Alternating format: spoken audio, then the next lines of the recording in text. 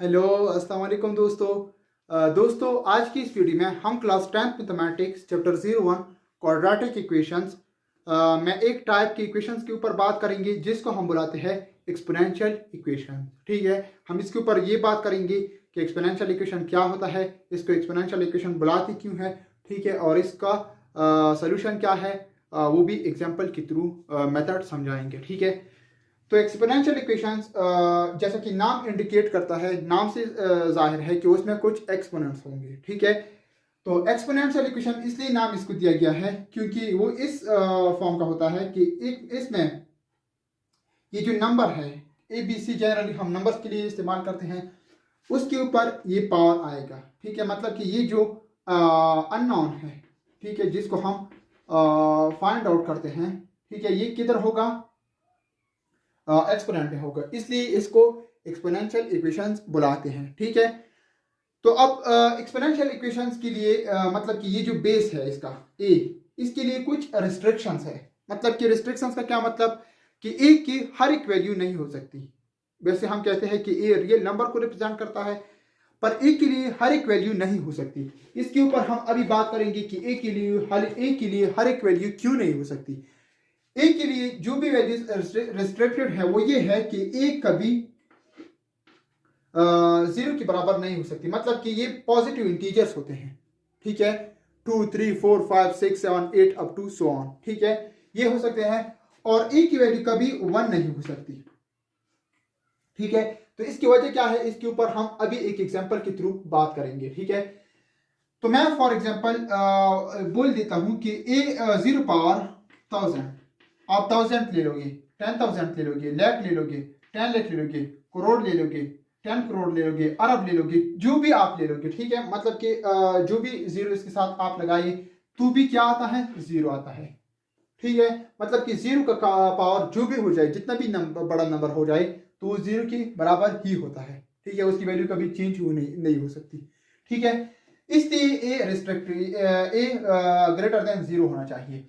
अब greater than zero मतलब कि ए की वैल्यू ग्रेटर देन जीरो हो गई। अब ग्रेटर देन जीरो तो वन भी है। अब अगर हम वन को ले लेते हैं कि नहीं लेते, नहीं ले सकते, क्योंकि वन पावर जो भी हो, ठीक है, मतलब कि ये जो पावर मैंने इसका लिया, आप ये लीजिए या इससे भी बड़ा लीजिए, कोई भी ले लीजिए। ठीक है, अरबों का जो भी ले लीजिए तो वही वन आता है। ठीक है, तो इसलिए मतलब कि ए की एक्स की वैल्यू कुछ और होगी। ठीक है, तो हर एक वैल्यू एक्स के लिए मतलब कि इसको सेटिस्फाइड कर देंगे। ठीक है, तो ए की वैल्यू कभी वन इसलिए नहीं हो सकती। ठीक है, 2 हो सकती है, 3 हो सकती है, 4 हो सकती है, इस तरह 2 से लेकर इन्फिनिटी तक पॉजिटिव इंटीजर्स हो सकते हैं। कभी जीरो नहीं हो सकती और कभी 1 नहीं हो सकती। ठीक है, अच्छा, तो ये था ये। अब एग्जाम्पल के थ्रू, जैसे कि मैंने अभी बात की कि एग्जाम्पल के थ्रू समझाएंगे इसको। ठीक है, तो एग्जाम्पल लेते हैं जो भी किताब में दी गई है। एग्जाम्पल है 4 into 2 power x, 4 into 2 power x, 4 into 2 power 2x, plus plus नहीं है, माइनस 10 इंटू 2 पावर x। ठीक है, और प्लस 4 इक्वल्स 0। ठीक है, अब मैं क्या कर सकता हूं, इस इक्वेशन को जस्ट मॉडिफाई करूंगा। ठीक है, मैं लिख सकता हूं इस इक्वेशन को as 4 into 2 power x whole square, ठीक है, minus 10 into 2 power x plus 4 equals 0। Just ये कराया कि ये 2x, इसके ये 2x एक दूसरे के साथ पावर में मल्टीप्लाई की गई थी, इसको मैंने अलग कर दिया। ठीक है, एक लॉ हमने पढ़ी थी साथ में, ठीक है, लॉस ऑफ एक्सपोनेंट में, और वो ये थी कि a power m multiplied by n, मतलब कि पावर के ऊपर पावर। तो इसको हम क्या लिख देते हैं, a power m n, A power M N, मतलब कि इसका दूसरा फॉर्म ये है और इसका दूसरा फॉर्म ये है। डिपेंड करता है नीड के ऊपर, ज़रूरत के ऊपर, कि जिसकी भी ज़रूरत हो उसको हम एक दूसरे के साथ रिप्लेस करा देते हैं। ठीक है, तो इसको देखो, ये ज़रूरत इधर ये थी, ठीक है, कि 2 पावर एक्स होना चाहिए क्योंकि इधर भी 2 पावर एक्स है। ठीक है, अब अगर हम ध्यान से देखिए तो 2 पावर एक्स इधर भी है तो 2 पावर एक्स को हम 0 मान लेते हैं, ठीक है। 2 पावर एक्स को मैंने वाई सॉरी 0 नहीं वाई मान लिया, ठीक है। अब जिधर भी 2 पावर एक्स हो उधर वाई पुट करा देंगे, तो क्या होगा 4y स्क्वायर, ठीक है। मतलब कि 2 पावर एक्स की जगह वाई लिख दी और वाई का चूंकि स्क्वायर है तो 4y स्क्वायर आ गया माइनस 10 वाई, ठीक है, प्लस 4 इक्वल्स 0। अब इसको देखो ये क्वाड्रेटिक इक्वेशन के जनरल फॉर्म में आ गया कि नहीं आ गया, ठीक है। तो ये क्वाड्रेटिक इक्वेशन की जनरल फॉर्म में आ गया, उसको हम अभी बहुत इजीली कंप्यूटिंग स्क्वायर के मेथड से नई फैक्टराइजेशन के मेथड से सॉल्व करा देंगे, ठीक है। 4y स्क्वायर माइनस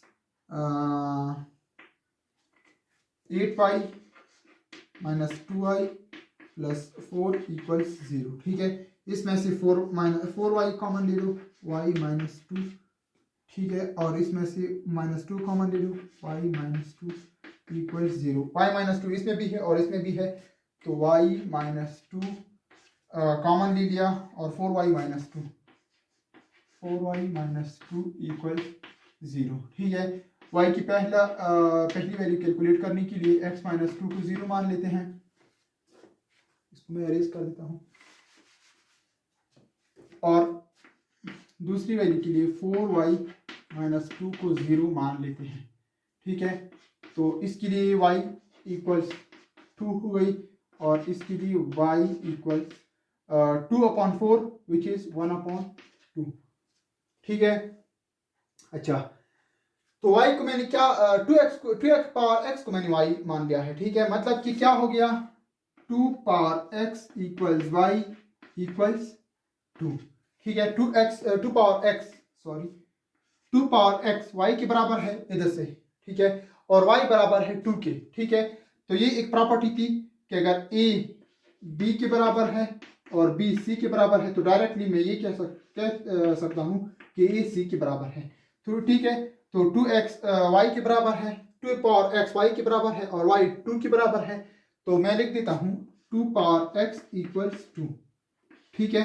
अब इसका पावर क्या है 1 है, ठीक है, बेस के बराबर है तो x इक्वल्स 1, मतलब कि x की पहली वैल्यू आ गई x इक्वल्स 1, ठीक है, क्योंकि बेसिस इनका सेम है, ठीक है। ये तो पहली वैल्यू हो गई। अब दूसरी के लिए क्या करा देते हैं 2 power x equals y equals 1/2, ठीक है। अच्छा, ये इधर भी यही प्रॉपर्टी लगी है कि अगर a b के बराबर है और b c के बराबर है तो मैं डायरेक्टली ये कह सकता हूँ कि a c के बराबर है, तो 2 पावर x y के बराबर है और y 1/2 के बराबर है, तो ये मैं डायरेक्टली कह सकता हूँ कि 2 पावर x बराबर है 1/2 का, ठीक है। अब 2 पावर x इक्वल्स 2 पावर -1 मैं कह सकता हूँ कि नहीं कह सकता। इस 2 को डिनोमिनेटर से नोमिनेटर में लाया, ठीक है, और जब इधर से इधर शिफ्ट कराया तो इसका पावर इधर +1 था और इधर -1 हो गया, जस्ट इसका पावर का इनवर्स हो गया, ठीक है। तो 2 बेसिस इधर भी सेम है, 2 x की वैल्यू -1 आ गई, ठीक है। तो क्या हो गया इसका इक्वेशन का सलूशन सेट 1 और -1, मतलब कि इस x के लिए अगर हम इस x की जगह 1 और -1 पुट कर दें, ठीक है, तो ये इक्वेशन सेटिस्फाइड होगा, मतलब कि इस इक्वेशन के लेफ्ट हैंड साइड इस इक्वेशन के राइट हैंड साइड के बराबर होगा, ठीक है। तो ये था सोल्यूशन ऑफ एक्सपोनेंशियल इक्वेशंस कि किस तरह हम एक्सपोनेंशियल इक्वेशन को हल कर देते हैं, ठीक है। एक इंपॉर्टेंट बात जो मैंने समझाई, ठीक है, वो ये थी कि a जो थी, ठीक है, उसकी वैल्यू 0 से बड़ी होनी चाहिए और कभी 1 के बराबर नहीं होनी चाहिए। तो आप जो भी देखेंगे, ठीक है, इधर देखो 2 है, ठीक है, इधर भी 2 है, तो आप ये नहीं देखेंगे कि 1 पावर इधर कुछ पावर लिखा हो, ठीक है, और इधर ये लिखा हो बेस में 1 लिखा हो और ये क्या लिखा हो, ठीक है। तो 1 नहीं हो सकती, 0 नहीं हो सकती, इसके सिवा पॉजिटिव इंटीजर 2 से लेकर इन्फिनिटी तक जो भी इंटीजर्स है पॉजिटिव इन्फिनिटी साइड से, ठीक है, 1 निकाल के, ठीक है, तो वो वैल्यूज ले सकता है। तो अगली वीडियो के लिए रहिए मेरे चैनल के साथ ट्यून, तब तक के लिए खुदा हाफिज।